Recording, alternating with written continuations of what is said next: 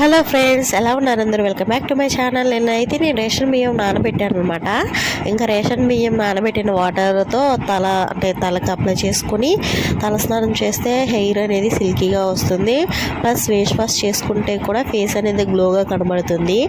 ఇంకా బియ్యం కడిగిన వాటర్తో చాలా ప్రయోజనాలు అయితే ఉన్నాయి ఫ్రెండ్స్.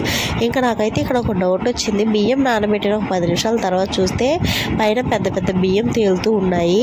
అవి ఏంటా నొక్కి చూశాను, రబ్బర్లాగా సాగుతున్నట్లు ఏదో అంటే జారిపోతున్నాయి చూడండి నొక్కుతుంటే కూడా. మేమంతా చిన్నగా ఉన్నాయి, అక్కడక్కడ ఇంకా కదిపి చూస్తే చాలా ఒక పైన తేలుతూ ఉన్నాయి. ఇవి ఏం బియ్యమో ఏంటో నాకైతే అర్థం కావడం లేదు. మీలో ఎవరికైనా తెలిస్తే నాకైతే కామెంట్ చేసి చెప్పండి. నేనైతే ఫస్ట్ టైం చూస్తున్నాను ఫ్రెండ్స్. నా 25+ ఇయర్స్లో కూడా నేను ఎప్పుడూ చూడలేదు.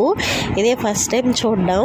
ఎప్పుడు చూసినా 25+ అంటావు కదా, నీ ఏజ్ ఎంతమ్మా అనుకున్నారో? 25+ అండి. అంతే. Bye bye.